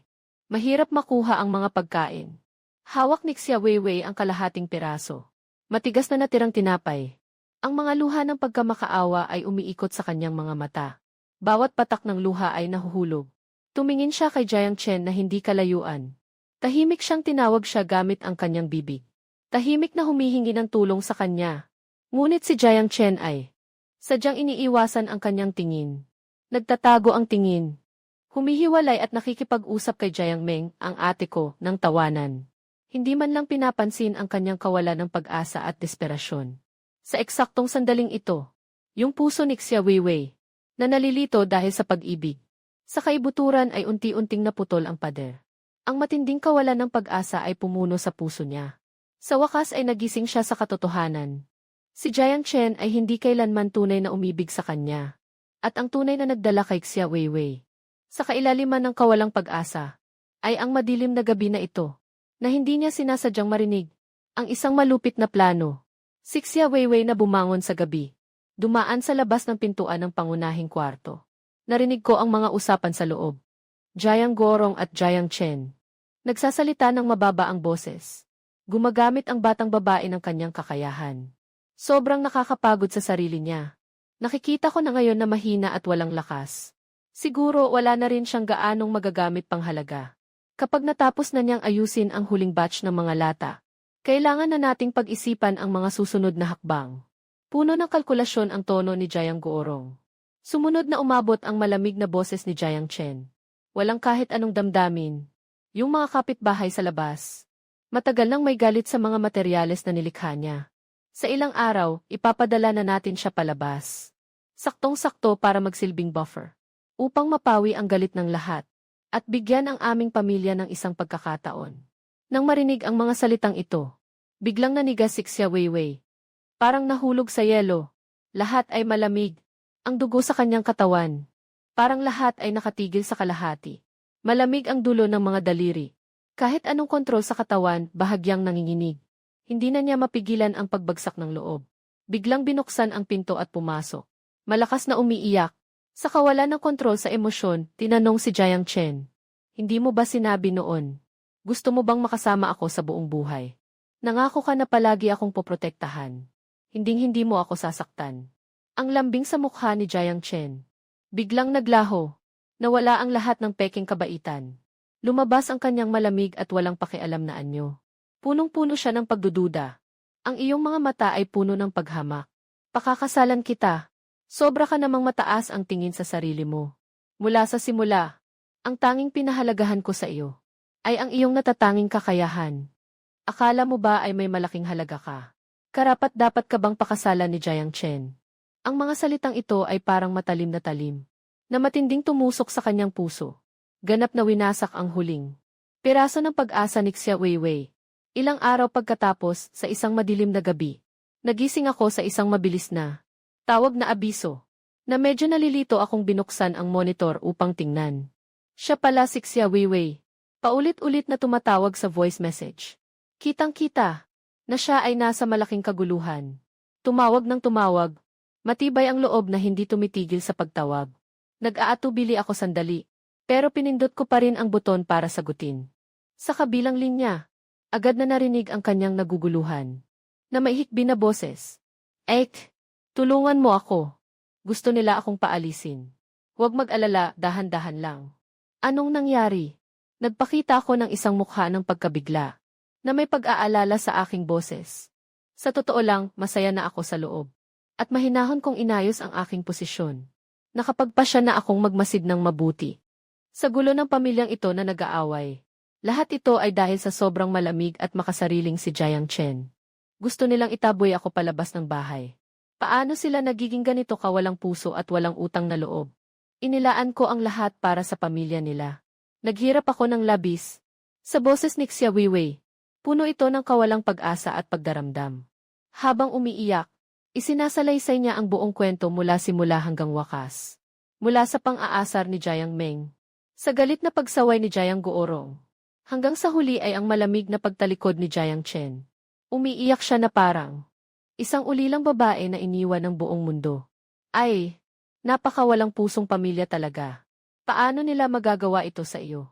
Hawak ko ang tamang damdamin ng galit, sa peke at pakitang tao na pakikiramay. Sumusunod sa kanyang sinasabi. Punong-puno ng malasakit sa kanya ang tono. At pati na rin sa pamilya ni Jiang. May hindi pagkakaunawaan at paninisi. Nga, buong puso kong inalagaan sila. Ngayon, sinasabi nilang nakakainis na ako at pabigat. Gusto na akong itapon parang basura. Palayasin. Ganap na bumagsak ang emosyon ni Xia Weiwei. Ate, kailangan mo akong iligtas. Ngayon, ikaw na lang ang makakatulong sa akin. Habang nakikinig sa kanyang mapagpakumbaba at taos pusong pakiusap, unti-unting lumalalim ang ngiti sa aking labi. Matagal ko nang hinihintay ang eksenang ito. Nilinisan ko ang aking lalamunan, at sinabi sa isang mabigat, at labis na mahirap na tono. Hindi naman ayaw ng ate na tulungan ka. Alam mo rin naman iyon. Napakaliit ng aking pinagtataguan. Kulang na kulang ang mga yaman. Sapat lamang para sa akin upang makaraos. Kung pupunta ka dito, hindi ko talaga kaya.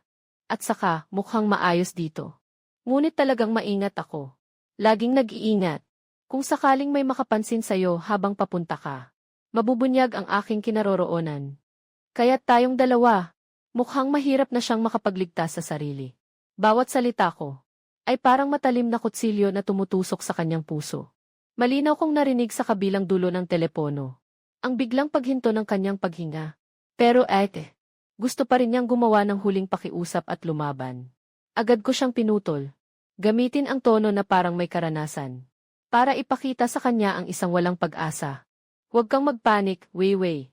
Bagaman labis ang ginawa ng pamilya Jiang, ikaw pa rin ang makapagbibigay sa kanila ng tunay na benepisyo. Bumalik ka sa kanila ngayon at makipag-usap ng maayos. Sabihin mong handa kang magpatuloy. Tumulong sa kanila sa mga problema sa supply. Ngunit kailangan nilang ibigay sa iyo ang batayang tirahan at pagkain. Kailangan nila talaga ang iyong kakayahan. Siguradong papayag sila. Una, panatilihin mo silang kalmado. Hintayin nating lumipas ang alon. Pagkatapos ay mag-iisip tayo ng ibang paraan. Nasa labas ka ngayon na nag-iisa at naglalakad. Iyan ang talagang delikado, alam mo ba? Siyempre, alam ko. Hindi na siya makakabalik. Yung pamilya ni Jiang Chen. Dahil sa nangyari, hindi na maayos ang relasyon. Hinding-hindi ko na siya papayagang makapasok sa bahay kahit isang hakbang. Sinasabi ko ito upang tuluyang pugutan ng pag-asa ang kanyang puso. Hayaan siyang maranasan kung ano ang tunay na pagkakahiwalay at kawalang suporta. Na walang kaibigan o pamilya. Naging tahimik na parang kamatayan sa kabilang dulo ng telepono. Nang huli lamang ng isang mahinang hikbisik siya Weiwei na mailuha sa boses. Pagkatapos ay naputol na ang tawag. Ipinatong ko ang telepono ng walang emosyon. At muling binuksan ang monitor. Tumingin sa taong nawawala sa sarili. Nakatayo sa ilalim ng ulan. Nasa masamang kalagayan ang kapatid na babae. Sixia Weiwei ay basang-basa. Ang buhok ay mahigpit na nakadikit sa pisngi. Napakalungkot ng kanyang itsura. Ngunit ako ay labis na masaya. Ang sama ng loob na naipon sa loob ng maraming taon. Sa wakas ay ganap na nailabas sa sandaling ito. Walang pag-aalinlangan. Tinanggal ko siya sa listahan ng lahat ng kontak. Nanilinis ko ng lubos. Idinagdag ang numero sa blacklist. At itinapon ang cellphone sa tabi. Na may kapayapaan sa aking puso. Para sa kapatid na ito na hindi matuto. Nagawa ko na ang lahat ng makakaya ko. Itong walang daang ito ay siya mismo ang pumili. Kaya't siya na lang ang dapat maglakad hanggang sa dulo. Dahil sa kanyang gulo, naubos na ang aking antok. Mahabang gabi, mas mabuti pang humanap ng kasiyahan. Tumayo ako mula sa ref at kumuha ng mga sangkap. Na may kasanayan ay, nagluto ako ng isang mainit na sinigang na may masarap na amoy. Ang natatanging lasa ng maasim na kawayan ay kumalat, na may halong maanghang na amoy ng pulang langis. Ang tofu ay sumipsip ng masaganang sabaw. Malambing at malinamnam. Isang kagat, puno ng sariwang lasa. Maingat kong kinuha ang bihon. Habang umaalingaw-ngaw. Ang tunog ng pagkain na slurping. Kasabay nito, pinapalitan ko ang monitor. Mabilis na pinapalipat sa sala ng bahay ni Jiang Chen. Mabilis na pinapalipat sa sala ng bahay ni Jiang Chen. Pabilis na mag-switch sa sala ni Jiang Chen. Sa napakagandang palabas na ito. Huwag nitong palampasin. Silet o isa i-living room Shaitan Network huwag palampasin. Kamoy i-living room Sisla Network sa larawan. Kamoy i-living de Shila Network pagkatapos mag-hang up ni Xia Weiwei. Xia Weiwei nag-hang up. Ang buong katawan niya ay parang naubos ang lahat ng lakas niya. Nawala ang lahat ng enerhiya. Ang katawan niya ay nanghihina at parang matutumba. Nahulog ang cellphone mula sa kamay niya. Bumagsak ito sa lupa na may tunog na pa. Nabasag ang screen nito. Tulad ng puso niyang pira-piraso sa mga sandaling ito. Nakatayo siya ng walang kibo. Sa gitna ng sala ng pamilya Jiang. Ang lahat sa paligid ay tila bumagal ang takbo. Ang mga tingin ng pamilya Jiang sa kanya ay wala ng kahit anong dating mapagkunwari at masiglang pagtanggap. Tanging natira na lang ay ang hayagang pagdiriin. At ang paghamak na parang ito ay basura. Na tila siya ay isang nawawalang aso na pumasok sa mansyon. Ang ama ni Jiang Chen, si Jiang Gorong. Ang unang umatake. Siyang mabilis na lumapit kay Xia Weiwei. Ang kanyang matitigas na daliri. Halos nakatutok sa kanyang mukha. Nagmumura ng may galit at hindi mapakali. Anong nakatungo-tango dyan? Nakatayo dyan na nakakaabala. Hindi mo narinig na sinabihan ka ni Xiao Chen na umalis. Hindi namin pinapakain ang walang silbi. Lalo na yung walang magagawa. Umalis ka na agad dito. Nadagan si Xia Weiwei ng matulak. Malakas ang pagtama ng likod niya. Sa malamig na pader. Kahit papaano, nakatayo pa rin siya. Desperadong tinatanaw niya ang paligid. Ito ang taong dati niyang buong puso. Pinagsikapan. At kahit isuko pa ang sariling kapatid na babae, gusto niyang mapabilang sa bagong bahay. Ngunit ngayon, nagiging ganito na lang ito, malamig at walang pakiramdam. Nakita niya ang kapatid na babae ni Jiang Chen na si Jiang Meng. Yung dating sweet na. Tawag sa kanya na ate. Na may hawak na isang pakete ng malalaking chips. Habang malalaking kagat ang kinakain. At masayang nanonood ng palabas. Ang mga piraso ng chip sa kanyang bibig ay kasing nakakainis ng pang-aasar sa kanyang mga mata. Nakita niya ang ina ni Jiang Chen na si Wang Yufen, na dati nag-aalala at nagmamalasakit sa kanya, na nagkunwaring parang tunay na biyenan, na nakatungtong sa sulok, na parang isang masugid na tagapag-ingat ng kayamanan, na binibilang ang mga nakatagong yaman, yung mga nakatambak na pagkain at tubig. Tubig, yung mga nakatambak na pagkain at tubig, di kalidad na bigas. Ang tubig ay puro mataas na kalidad na bigas ni Xia Weiwei, na nakuha sa pamamagitan ng pag-ubos ng sariling lakas. Ang mukha ni Wang Yufen ay puno ng kasakiman at pang-uyam. Habang nagbibilang, siya ay nagmumurmur. Gamitin ang mga bagay na ito ng matipid. Sapat na ito para makasurvive tayo hanggang dumating ang tulong. Kahit na hindi siya masyadong matalino. Sa wakas, may kaunti pang halaga na magagamit. Sa huli, ang tingin ni Xia Weiwei ay nakatuon kay Jiang Chen, yung lalaking minahal niya, hanggang sa buto. Sa sandaling ito, siya ay nakaupo ng tahimik sa sofa, na may nakabukas na postura at walang pakialam na ekspresyon. Maingat na naggugupit ng kuko. Parang ang nakikita niya ngayon ay isang paghihiwalay na may kinalaman sa kanyang buhay o kamatayan, na walang kaugnayan sa kanya, walang kahit anong emosyon sa mukha niya. Tanging malamig na kawalang hiya at inis lang ang makikita. Jiang Chen. Mahinang tawag ni Xia Weiwei. Ang kanyang boses ay hapong-hapo na. Sa tono ay may dala nitong huling pag-asa. Tapos na ba talaga tayo? Wala ka bang kahit kaunting tunay na damdamin para sa akin? Kahit kaunti lang. Yung mga pangakong pangdagat at bundok noon. Lahat ba ay pawang peke? Lahat ay niloko ako. Sa wakas ay nagpasya si Jiang Chen. Itaas ang kanyang marangal na ulo. Mabagal siyang tumingin kay Xia Weiwei. Ang kanyang mga mata ay puno ng hindi nakatagong pang-uyam. Parang nanonood ng napakalaking biro. Dahan-dahan siyang tumayo. Inayos ang dulo ng damit. Isang hakbang na lumapit kay Xia Weiwei. Tinitingnan siya mula sa itaas. Tinitingnan ang babaeng ito na labis na nahihirapan. Ang tingin ay dumaan sa kanyang magulong buhok. Lumipat sa kanyang nanginginig na mga labi. Sa huli, ang kanyang labi ay umangat ng isang mapanlait at malamig na ngiti. Xia Weiwei. Nagsal siya. Walang pagdududa ang paghamak sa tono niya. Hindi man lang niya tiningnan kung ano ang hitsura niya. Akala mo ba talagang magiging tapat ako sa iyo? Ipinakita ni Jiang Chen ang kanyang mahahabang daliri. At mariing tinukod ang daliri sa balikat ni Xia Weiwei. Ang lakas ng pagkakatukod ay nagdulot sa kanya ng pag-atras. Bawat salita ay parang matutulis na pako, na matinding itinaga sa puso ni Xia Weiwei. Sasabihin ko sa iyo ang totoo. Mula simula hanggang wakas.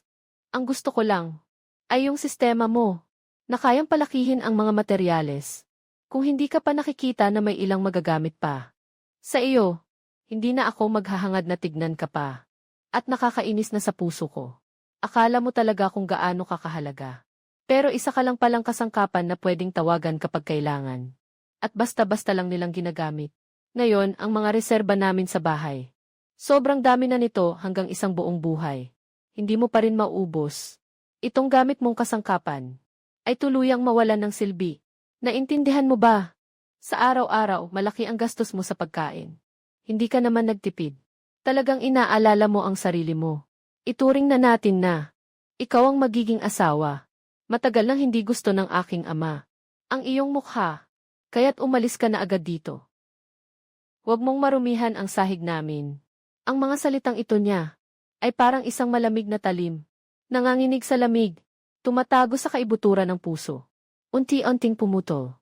Sa natitirang damdamin ni Xia Weiwei, ang kanyang huling dangal, ang mga pangako noon, mga sumpaan at malambing na salita. Sa sandaling ito ay naging pinakamasakit na mga salita. Bawat salita ay tumatama sa puso. Bawat pangungusap ay walang awa. Bawat salita ni Jiang Chen ay parang malupit na sampal. Sa kanyang mukha, masakit at nakakapanghina. Si Xia Weiwei ay tuluyang nahulog sa kawalang pag-asa. Ganap na bumagsak ang emosyon niya. Hindi na niya makontrol ang katawan niya. Nanginginig si Vivi. Akala niya ay ipinagmamalaki niyang pagkakaibigan. Pero isa lang palang, maingat na pinlano at sinadyang pakana. Simula pa lang ay alam na niya na ito ay isang peke at panloloko. Itinuturing niyang pinakamalapit na pamilya ang mga tao sa Jiang. Ngunit sila ay isang grupo ng mga makasariling tao na patuloy na humihingi sa kanya, na walang kasiyahan, na walang hangganan, para sa peking damdaming ito. Tinalikuran niya ang tanging nagmamalasakit, na kanyang nakatatandang kapatid na babae. Ngayon ay nag-iisa at walang tulong, na nagdaranas ng malupit na kapalaran. Lumapit sina Jiang Chen at ang kanyang anak kay Xia Weiwei, at hinila siya palabas. Si Xia Weiwei ay parang isang puppet na nawala ng suporta, na pinabayaan ng dalawa sa lupa. Nahilahin siya pasulong. Ang mabigat na pinto ng seguridad ay bumangga. Isang malakas na pagsara. Naganap na naghiwalay sa lahat ng kanyang iniisip. Sa loob ng pinto, kaagad na umabot ang isang sigaw ng ginhawa, na puno ng masayang tawanan. Si Jiang Goorong ay pinupunasan ang pawis sa kanyang noo, na may mukha ng pagkabigo na sinabi. Si Xia Weiwei. Isa lamang siyang umaasa sa mga nakamit ng iba. Naugat ng gulo. Puno ng kasiyahan si Wang Yufen, na mapalayas ang dalagang ito. Makakatipid pa ng maraming suplay ng pagkain. Tahimik na nakasandal si Jiang Chen. Naganap na naipakita ang kanyang mga plano. At ang kanyang mapaghimagsik na mukha. Mumiti siya ng malamig habang nagsasalita ng ganito katagal. Sa wakas, natapos na ang damdamin. Nalaman na ang dahilan kung bakit siya lumapit at nagpakita ng interes kay Xia Weiwei. Mula simula hanggang wakas ay para sa pagsuporta sa kanya na gamitin ang kakayahan para palawakin ang mga yaman at tulungan ang pamilya na mag-ipon para sa katapusan ng mundo. Sapat na ang pangangailangan sa buhay.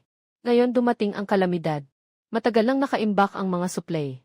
Kaya wala na siyang anumang maaaring magamit pa. Excited na si Jiang Meng at tumakbo sa bintana.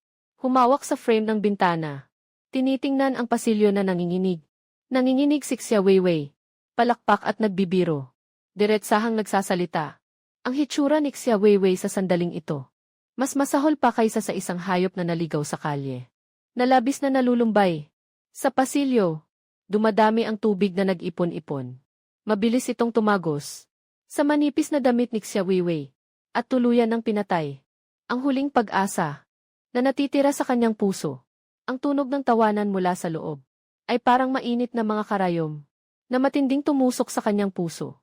Si Xia Weiwei ay nakadapa sa malamig na mudang lupa. Hayaan ang mga luha at ulan na dumaloy. Siya ay puno ng pagsisisi. Matinding pinapalo ang lupa.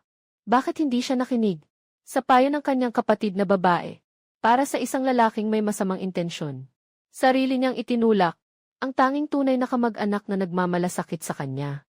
Ang mga payo at paalala noon. Ngayon ay naaalala. Bawat isa ay puno ng sakit. Walang katapusang kawalang pag-asa na parang madilim na. Alon na sumasalakay. Nalubos na lumulunod sa kanya.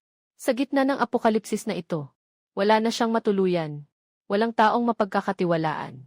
Maaari lang siyang maglakad-lakad sa maliit na barangay na binaha ng malakas na ulan. Walang tiyak na pupuntahan. Tinawagan niya ang bahay ni Tiazhang, na minsang nagbigay sa kanya ng isang kahon ng dilatang meat para sa kanyang tulong. Si Lao Zhang ay puno ng inis sa kanyang mukha. Tinutokso siya ng mga mata na parang ayaw siyang lapitan. Ang tono ay malamig at walang pakialam sa iyong kahirapan. Lumayo ka sa harap ng bahay ko. Huwag kaming pasukin sa gulo. Ang mga alaala ng ating nakaraan ay nagiging mura at mahina.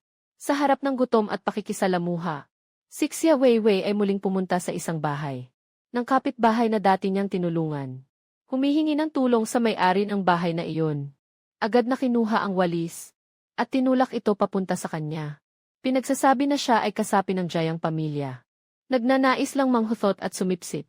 Si Xia Weiwei ay nasa malakas na ulan. Pinaalis ng mga tao. Walang matirahan sa kanyang kalagayan. Sa wakas ay lubos na siyang nagising. Sa ilalim ng matinding pagsubok, ang puso ng tao ay naligaw na ng landas. Nawala na ang orihinal na kabutihan. Siya ay nagtago sa madilim at basang garahe sa ilalim ng lupa. Nakatagilid sa malamig na sulok. Ang gutom at lamig ay nagsanib. Ang tiyan ay nagdadala ng matinding sakit. Sa parehong oras, sa labas ng bahay ng Jiang, narinig ang malalakas na katok, na parang nagbabadya ng kamatayan. Mga kapitbahay na puno ng galit, hawak ang kagamitan. Puspusang sinasalakay ang pintuan ng pamilya Jiang. Sobra na ang lahak sa pang-aabuso ng mga tao sa pamilya Jiang. At sa kanilang mataas na pagmamataas, ang lider na matipuno ay sumigaw ng galit, na dapat managot ang pamilya Jiang para sa kanilang. Ang mga ginawa mo ay may kapalit. Si Jayang Goorong at ang kanyang asawa ay nagsumikap ng buong buo. Ginamit ang kanilang katawan upang salagin ang pinto. Punong-puno ng takot ang mukha nila. Nakapwesto si Jayang Chen sa likod ng magulang niya. Nagsisigaw siya ng takot at nagbibintang pa na matatag.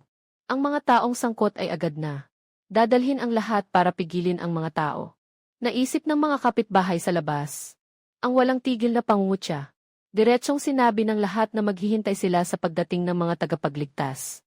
Sakto lang na dumating sila para ayusin ang gulo. Ang manipis na pintuan laban sa pagnanakaw. Sa ilalim ng sama-samang pagsagupa ng mga tao, ay malapit ng bumagsak. Wakas ng kapalaran, ay nakabalot na sa lahat ng tao ng Jayang, na nag-aanunsyo ng magandang araw. Ng Jayang na umabot na sa dulo. Ang galit ng mga kapitbahay ay sabay-sabay na pumasok sa sala upang maghanap ng mga gamit. Agad siyang pinigilan ng mga tao at pinadapa sa lupa. Narinig ang tunog ng mga suntok at sipa, kasama ng tunog ng mga buto na nagbanggaan. Nasunod-sunod na umuugong. Ang iyak ni Wang Yufen ay hindi nagtagal at naging mahina at walang lakas. Si Jayang Chen ay hinatak sa kwelyo at dinala sa pasilyo, na napalibutan ng mga tao at tinuturuan ng leksyon.